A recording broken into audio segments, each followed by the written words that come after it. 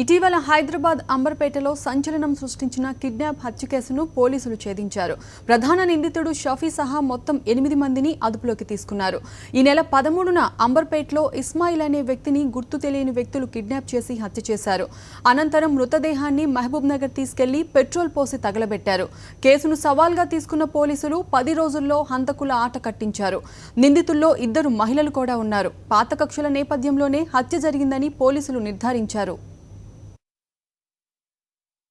నాజీర్ ఇంటి దగ్గరికి వెళ్ళారు. వెళ్ళిన తర్వాత సఫీవుల్లా ఆడికి వచ్చాడు. వచ్చిన తర్వాత సఫీవుల్లా అండ్ వీళ్ళిద్దరూ మాట్లాడుతూ ఉంటే నజీర్ వాళ్ళ ఇంటికి వెళ్ళిపోయాడు. వాళ్ళు కొంచెం దూరం పోయిన తర్వాత సఫీవుల్లా అనుచరులు కూడా అక్కడికి వచ్చారు. వచ్చిన తర్వాత అప్పుడే వాడిని కార్లో కూర్చోబెట్టి కార్లోనే అక్కడే పొడిచారు.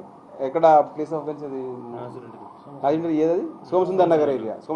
అంటే సోమసుందర్ నగర్ అంటే అమర్పేట ఏరియాని అక్కడ పొడిచిన తర్వాత వాడు చనిపోయిన తర్వాత ఈ సఫీవుల్లా A6 దిగిపోయిన తర్వాత వీళ్ళిద్దరు వాళ్ళని ఈ నలుగురు A2 A5ని వాళ్ళని కార్లు పంపించి మీరు బయట డిస్పోజ్ చేయని చెప్పడం జరిగింది.